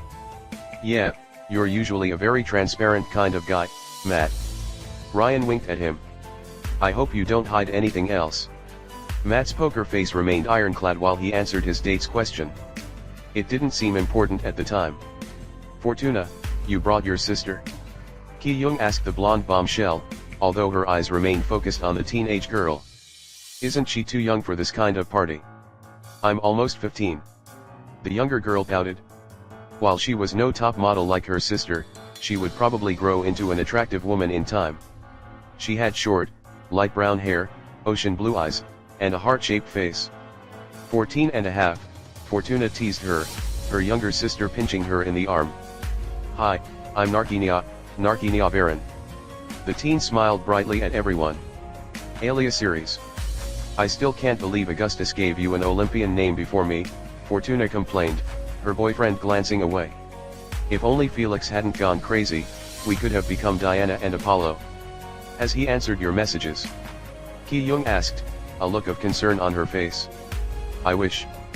Fortuna complained, crossing her arms angrily. I swear when he comes back. If he comes back, Narkinia replied with a depressed face. Maybe he got hit by a car, Ryan said, the others glaring at him. Well, he is a cat. Or was that too soon? He will come back, Fortuna insisted, though she looked at Jamie and Ki-young. Can't you help? Give him a call. The couple exchanged an embarrassed glance, one heavy with regrets. He didn't leave the house on the best terms, Jamie said stoically. Felix needs time to figure himself out. But Matthias put a hand on his girlfriend's arm before she could insist. He seemed more insightful than her, though that wasn't hard. Having talked with Adam Cat on the Dynamis path, Ryan quickly put two and two together. He had a pretty good idea of what caused his feline friend to leave the Augusti, namely, Ki-young's situation. Something else also bothered Ryan. Felix the cat said his sister Narkinia was adopted, and she matched a certain description. Could it be? This party already promised a lot of surprises. Luigi isn't here. Fortuna asked as she scanned the room. He's usually early when there are girls. No, the hockey killer attacked him again when his bodyguard took a bathroom break, Jamie replied with a frown. The attacker also forced Luigi to eat a salami. Hockey killer? Ryan asked at the same time as shocked Fortuna said, a salami. That's probably the same maniac who attacked Luigi before, Jamie replied with a sigh. And yes, a salami. Don't ask me why. They say the city is safer with the meta gone, but if you ask me, it has enough madmen already. It could be a vigilante, Ryan said. Some handsome fellow possessing a strange sense of justice, fighting crime with a hockey stick in one hand and a sausage in the other. Why has he only attacked Luigi then? Lunka pointed out from the sofa, too lazy to leave her spot. Nah, blabbermouth, it's just petty revenge. If you ask me, the jackass deserved it, always asking the wrong questions. Whatever the case, this hockey killer will get what he deserves, Jamie said firmly, glancing at Fortuna. Now that the Metagang has left New Rome, will you look into it? Vulcan hasn't released us yet, Fortuna complained. Though we cleaned up Rust Town and Sparrow chased those psychos off to the ends of the earth. Well, Ryan wouldn't say they had cleaned up Rust Town. They had prevented a large fire, but the junkyard had transformed into a pile of molten trash conveniently hiding the bunker's entrance. Vulcan had tasked the group to patrol the area in case the Meta returned, while she left with Sparrow to hunt them down. Ryan hadn't received any news since, though he heard both women would attend the party. Truthfully, the time traveler hadn't yet figured out what to do about Mekran's bunker, and Len hadn't contacted him again either. He hoped the party would help him de-stress and clear his mind. Should we discuss this while? Ki-young cleared her throat while looking at Matthias. I'm sorry, but... Don't worry, he has seen right through us, Ryan said with a smirk, delighting at making Martel more and more uncomfortable. Yeah, I'm sure one of you is the hockey killer, the man replied with the same mirthful face. I hope I didn't blow your cover. Everyone took it as a joke and laughed, none louder than Ryan himself. Touché. It's okay, chitter, I vouch for my Matthias, Fortuna said, putting her head on her man's shoulder. He's the one. I only agreed to a second date, Matthias replied with a stoic expression. It's going to happen whether you like it or not. How did the two of you meet? Ki-young asked. You know that time when my third apartment had a gas leak last week? Fortuna asked. I narrowly avoided death by falling off the window, and Matthias rescued me. No, your power rescued you, Matthias corrected her with a deadpan face. I didn't expect you to fall on me from the third floor. That was completely unexpected. It was love at first sight, Fortuna declared. It wasn't, her boyfriend protested. I checked if you were alright, and when I tried to leave because I had other stuff planned, you started shouting at me. Well, of course I was furious, Fortuna protested, while the others chuckled. The world's most beautiful woman falls on your lap and asks you to spoil her because she's distressed, and you dare refuse. Yes, Matthias replied bluntly. Clearly, he was immune to Fortuna's charm and she couldn't stand it. What, my world should have stopped for you? Yes, it should have. And she said it without any hint of sarcasm whatsoever. When I look at boys, they drop at my feet, but you, Matt, you walked away. When does the music start? Narkinia finally spoke up. She seemed a bit shy in the presence of so many older people, but grew more confident as the group exchanged pleasantries. It's too silent. Jamie glanced at Ryan, who showed them the DJ, a brain in a jar hooked to the TV and loudspeakers, surrounded by Ki-young's rats. You use a genius-made cyberbrain as a DJ? Narkinia asked, though unlike the others she seemed more excited than bothered. So cool. I shouldn't have asked you to take care of the playlist, Ki-young told Ryan with a regretful sigh. Remorse is for those who don't know what they want. Ryan replied, activating DJ Brain. Now watch. The brain started playing music, and as it did, a light shone from inside its tank. As the liquid protecting the gray matter changed color, creating a nightclub ambience with the appropriate music. Catchy, Lunka admitted, nodding to herself to the tune of the music. I don't recognize the artist, Ki-young said, while her rats started breakdancing around the TV. It's a Grand Theft Auto remix, Matthias said, much to Ryan's surprise. A pretty good one too. Matthias is a game designer, Fortuna said, since he was clearly too modest to boast for himself. He's super talented. To be precise, I'm a programmer and I make indie games on the side, her date replied with a sheepish grin, the most emotion Ryan had seen him emote so far. Mostly RPGs and Metroidvanias. Nobody understood the jargon, except Ryan, who had stars in his eyes. However, he decided to test that man's knowledge first, before getting his hopes up. Have you played Metroid Fusion? Yes, but I prefer Super Metroid, Matthias replied. More open-ended. Best square RPG. Final Fantasy VII, but 6 holds a special place in my heart. There's another gamer alive on this god-forsaken planet. Ryan was almost brought to tears at finding a soulmate. I can die happy now. Do you have powers, nerd too? Lunka asked Matthias, raising her head above the sofa with a beer can in hand. Name's Lunka, by the way. The programmer nodded. One of the bedrooms, yours I presume, is painted brown, with 30 beer cans in a corner and a motorcycle magazine. Oh great, a blue, Lunka shrugged before he could finish. If you tell anyone what's below the bed, I'm killing you. Matthias can see anything within a short radius, Fortuna replied with pride, putting an arm around his. He seemed much more uncomfortable about open displays of affection than his girlfriend. Ryan got the feeling she had more or less dragged him to the party. PFF, that's nothing. Narkinia grabbed a knife from the kitchen and then raised it at her thumb. Look. She cut her thumb before anyone could react, a drop of blood falling on the parquet. The liquid quickly expanded into a bubble while taking a green coloration, before changing shape. The strange mixture grew horns, legs, fur. 5 seconds later, the group looked at a cute white goat. It's adorable, Ki-young said in amazement, while Jamie smiled warmly. I can create life from my blood, Narkinia boasted, her new pet letting out a cry. Nothing too complicated or too big, but I can make any kind of animal, plant, even chimeras. You can make any kind of goat? Ryan asked, now extremely interested. Of course. Why? The courier looked at this pure-hearted girl deep in her big eyes, and then whispered 2 words that would corrupt her forever. Goat fights. Narkinia looked at Ryan as if he were a genius, which he was, and then made a second goat. A black fur-born fighter, with golden eyes. Which one do you take, Ryan? She asked, as the 2 goats glared at each other. The black one. He could already see the untapped market. Narkinia ended up making 8 goats, as new guests decided to participate. She granted each of them a different color and held a tournament while the house slowly filled up with people. A few had formed a circle around the sofa, to watch the final battle. Go, ma biquette. Ryan cheered up his champion half in French, half in English. She locked horns with her rival, ready to claim her rightful place as the competition's winner. You can do it, Shub-Niggurath.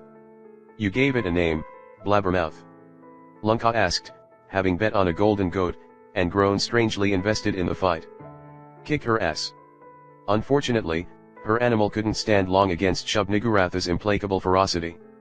The black goat managed to toss her rival to the side, who joined the other defeated contestants in shameful exile. Yes, yes. Ryan instantly petted his black goat, who raised her head with smug confidence. The spectators applauded, though none as loudly as Narkinia. "You did it! You did it! I'm sure you cheated by stopping time," Lanka grumbled while finishing her current smoke. With the spectacle finished, most guests dispersed to talk in a corner or grab a drink. "Would you say that if she were white?" Ryan accused her, stroking Shubniguratha's ear. Actually, he did cheat once, but only against Fortuna. Considering her insane luck, he had to level the playing field somehow. Anyway, Lucky Girl proved to be a sore loser and left the competition with her beau. The couple had moved to the kitchen bar, with Fortuna spending her time advertising her boyfriend to everyone who would listen. Jamie, ever the people's person, engaged Matthias in a friendly conversation while mixing cocktails, though the programmer remained guarded. Ki-young welcomed every new guest as they arrived, growing more anxious by the second. All of the guests were genomes, and most of them advertised. A telekinetic whom Ryan recognized as one of Renisco's customers helped Jamie with the bar by moving drinks around, while a fire manipulator showed off to a girl by creating burning shapes out of thin air. Knowing genomes, Ryan would be disappointed if the party didn't end up with 1 or 2 explosions. "Are you accusing me of goat racism?" Lanka brought him back to the conversation. "What do we do with the goats now though?" Narkinia asked. Her creations had started playing with Ki-young's rats, the rodents climbing on top of the larger goats. Most of the guests looked at them with amusement, and some with hunger. "You make a wolf, to eat them," Ryan suggested, his goat champion looking up at him. "Only the losers, Shubnigurath. Only the losers. And how do we get rid of the wolf afterward?" Lanka asked the hard question, expecting to corner him. Ryan stated the simple solution. "You make a bear, to eat the wolf." "I can't make a bear," Narkinia replied with a giggle, sitting on the sofa with Lanka. "Too fat." "Then we call the panda." "Who will win between him and a wolf?"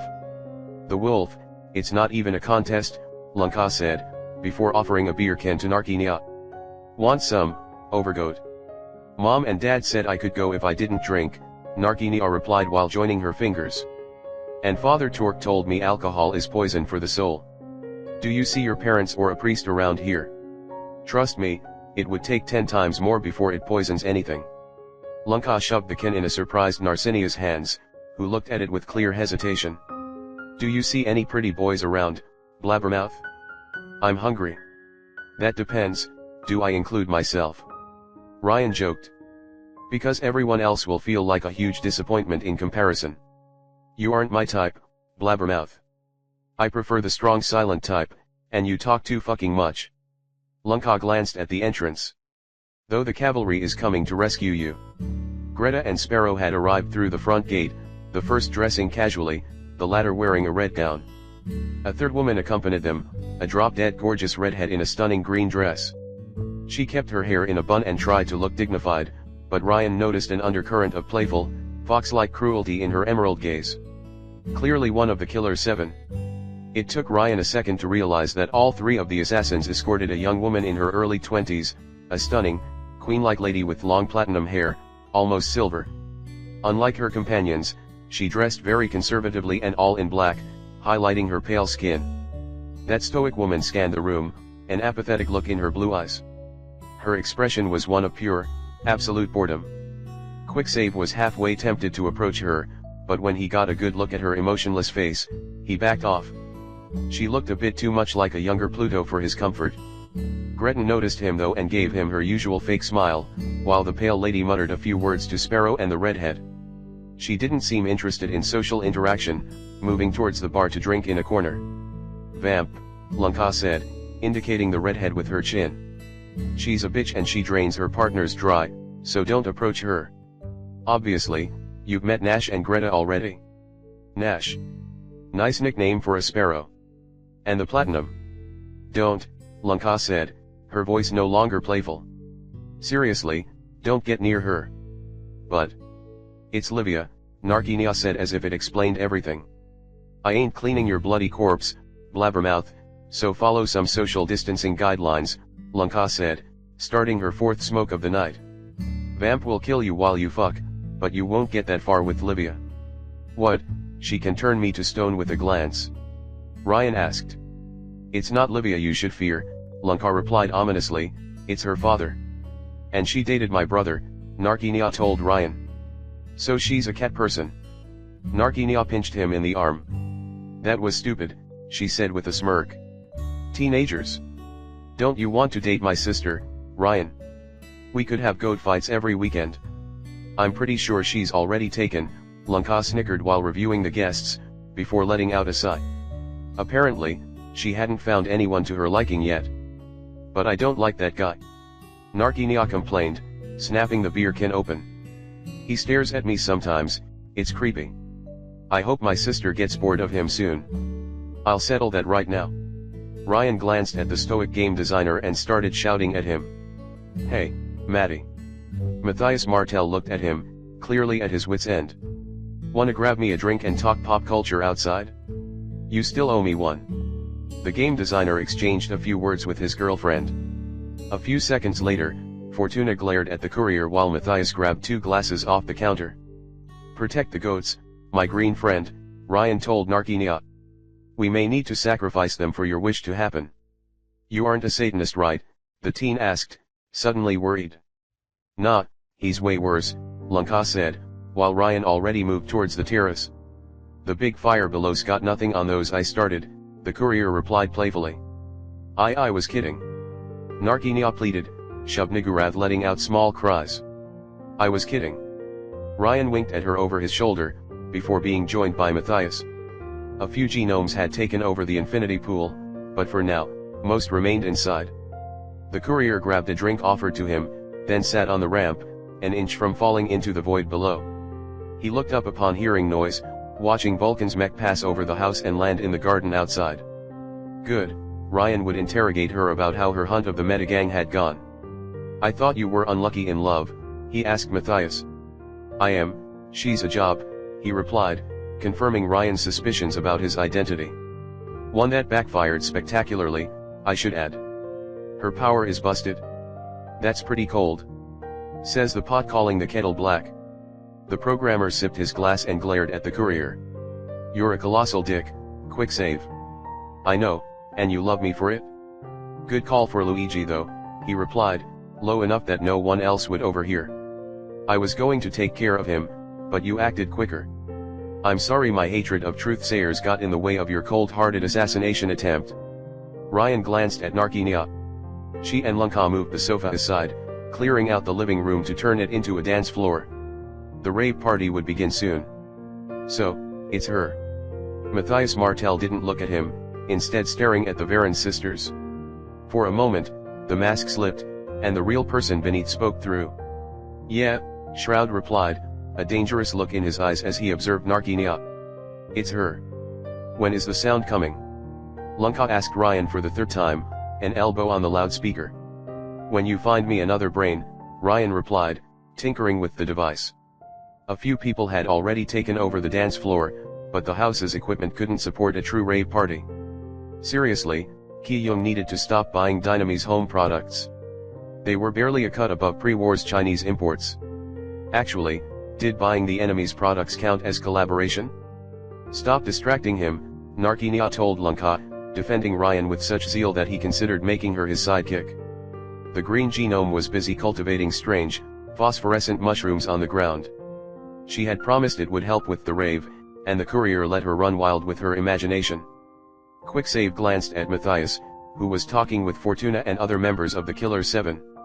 Half an hour had passed since their conversation, and the house was now filled to the brim with guests.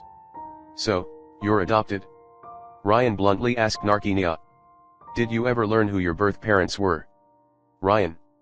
Lunkar snapped at him. They were raiders, Narkinia replied, almost casually.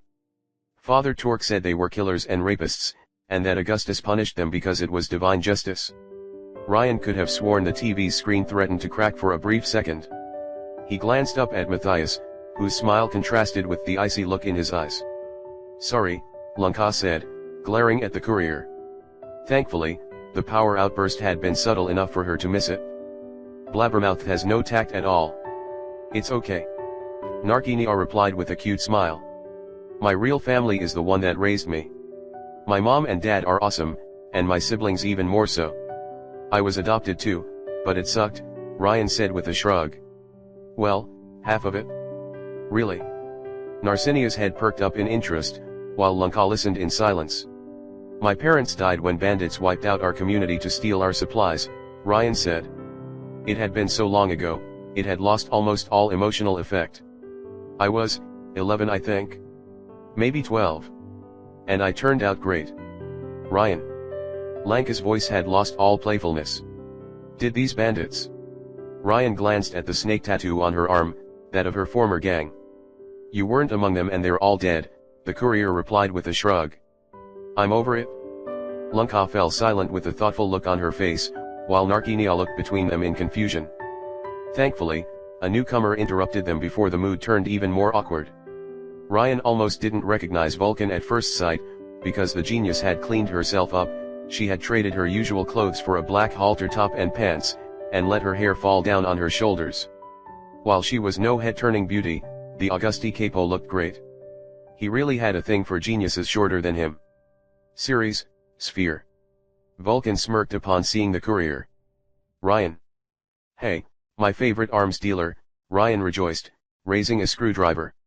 Your arrival is just perfect.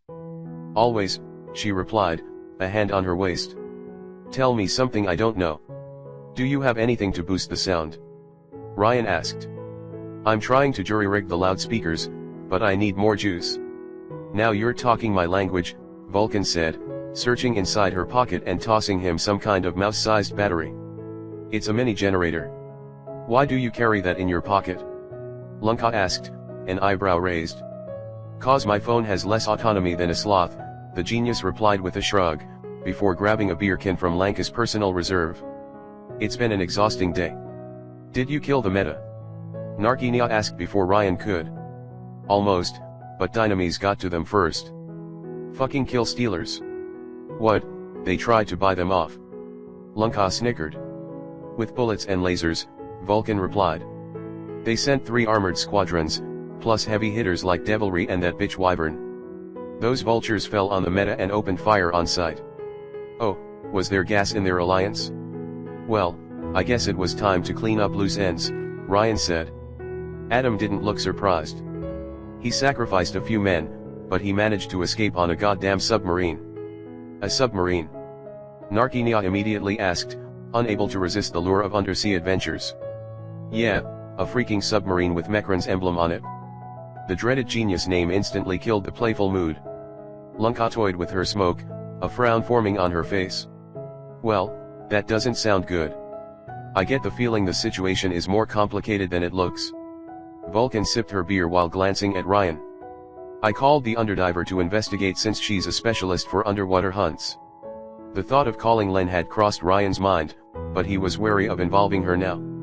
She was probably busy with all the orphans, no need to add more pressure on her shoulders. Anyway, thanks to Vulcan's gadget, he completed his design and amplified the sound, turning the modest loudspeaker into a weapon of mass destruction. As if to answer his success, Narcinia's mushrooms unleashed a faint colored mist onto the dance floor, instantly grabbing everyone's attention. Trading his screwdriver for his drink, Ryan cleared his throat. Boys and girls, the courier shouted while raising his glass, his voice reverberating through the loudspeaker. With great power, comes zero responsibility.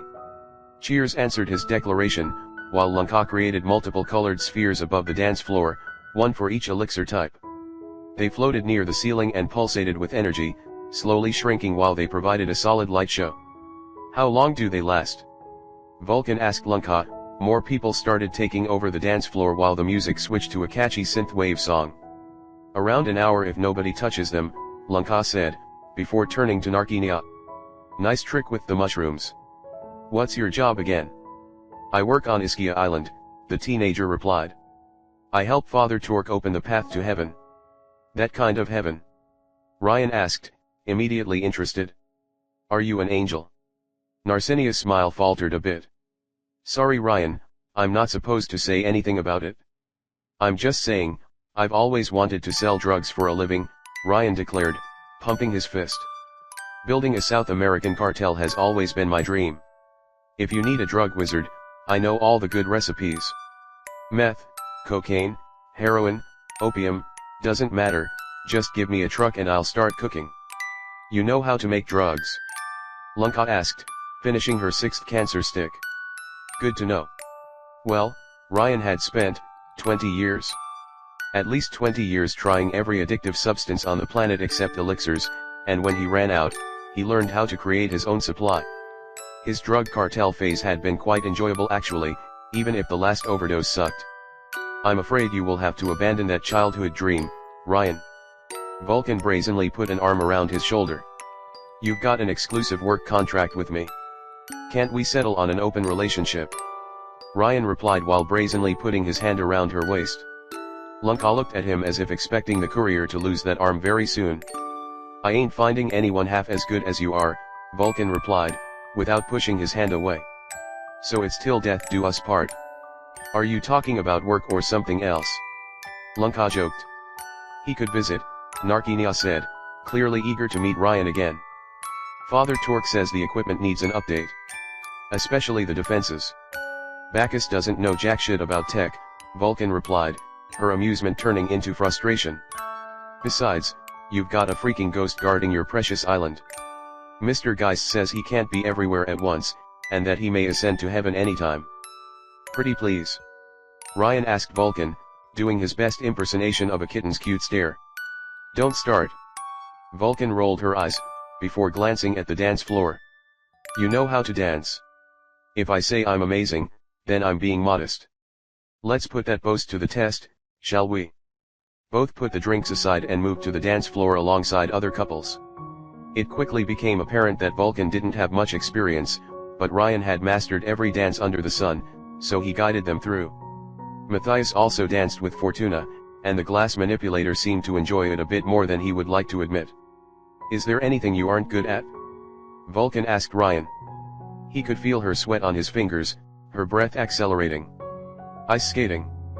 Vulcan chuckled in response, and Ryan may have smiled, if not for the unpleasant sensation of someone watching him from afar. A quick glance quickly told him whom.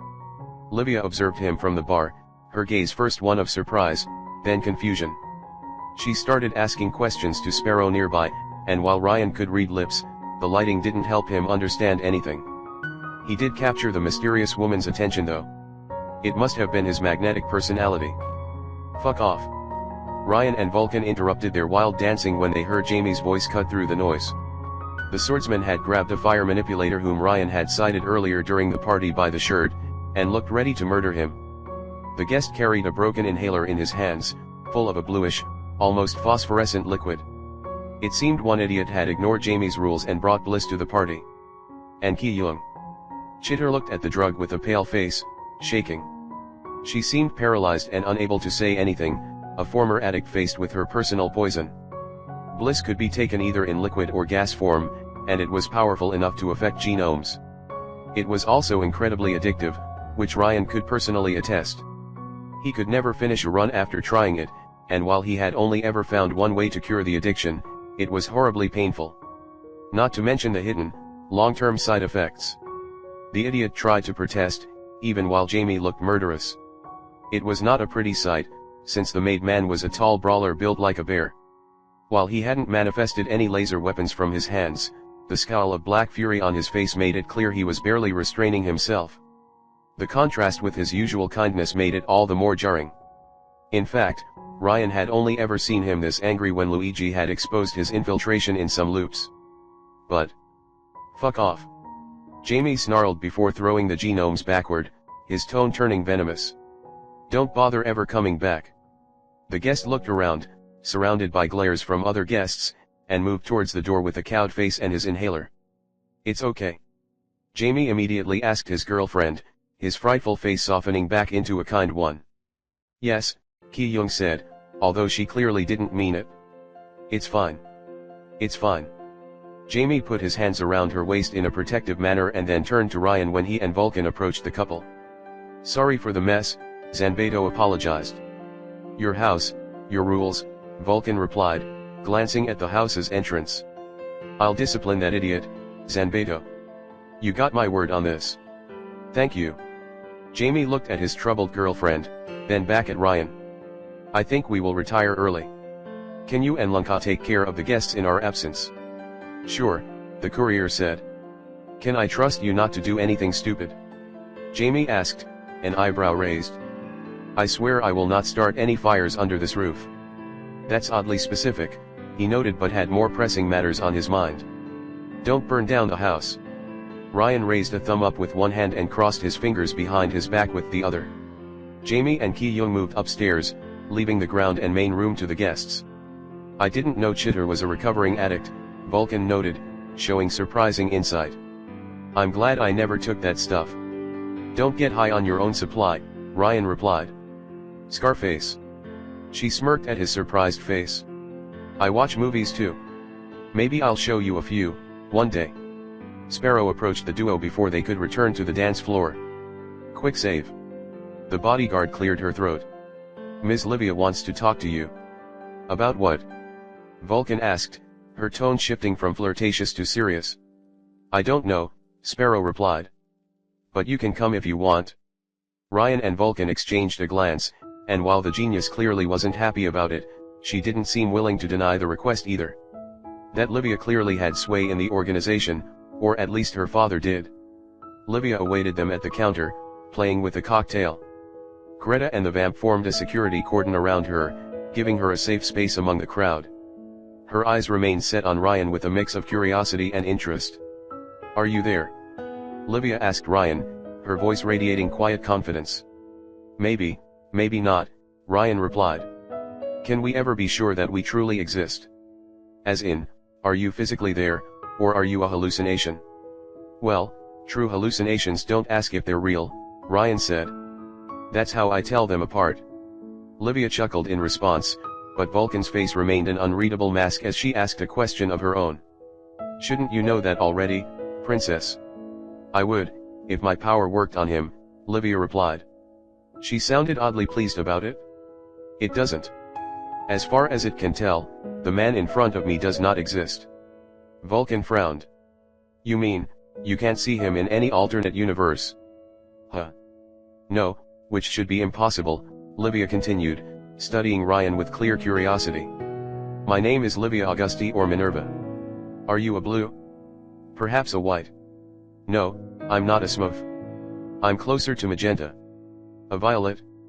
Oh, then you must be Quick Save. My aunt spoke of you. You know I'm immortal. Ryan asked her, happy to have become famous. I didn't tell anyone before. I'm sure of it, she replied with a bright smile that made Ryan strangely uneasy. Wait, Livia Augusti? As in the Core family? She was Pluto's niece, and Lanka had said he should fear her father. Ryan's heart skipped a beat. Who's your daddy? He asked for confirmation. The young woman's smile widened, and she glanced through the windows, and at Mount Augustus beyond it. Shit, Augustus can reproduce. I can see and interact with alternate realities, Livia explained. I won't give you all the boring details, but I can see the different ways a situation can play out, even a human being. But for some reason, my power simply fails to take you into account. If so, then no wonder she had looked so bored beforehand. If that mafia princess could observe multiple realities, she probably knew how the party would turn out before it even began. Until Ryan himself entered the picture. Interesting, he said, noting that information for later. You said you overlap with your alternate selves, Vulcan told her dance partner. Maybe that's why. Your powers interfere with each other. Well, except he lied about that part, and Ryan couldn't tell them his own theory without revealing his bluff. I can't suppress my curiosity, Livia admitted. Even Greta only prevents me from seeing anything when using her power on me, otherwise I can see her just fine. This situation is truly a first for me. The orange is in the hen house. Both Vulcan and Livia frowned at Ryan. I'm sorry, the mafia princess asked. If you remember that sentence, then it means everything is fine, Ryan said while grabbing a drink off the counter. I will be sure to remember it then, Livia replied with amusement. The more they talked, the more delighted she looked. I would be interested in examining how our powers interact if you don't mind. I'm still figuring out my limits. How about a wager then? Livia put a hand on her cheek, considering the courier's proposal. A wager? I thought of something to cap the party. Ryan raised an index finger, sipping the cocktail. Something so daring, so risky, so mad, that I promise you will never have seen it in any alternate universe. Something which will piss off wyverns, something fierce. Livia raised an amused eyebrow, while Vulcan looked ready to take the bait. I'm listening, the Mafia princess said. Ryan smirked. 2 hours later, Ryan hid from lasers behind a desk on the 20th floor of Dynamis HQ. He wore a new purple suit on his person, while an armored Vulcan was engaged in a firefight with the private security. Romano. Enrique Monata pointed a gun at the courier, while furious vines moved to surround him. Drop that cashmere suit. The things he did for his wardrobe,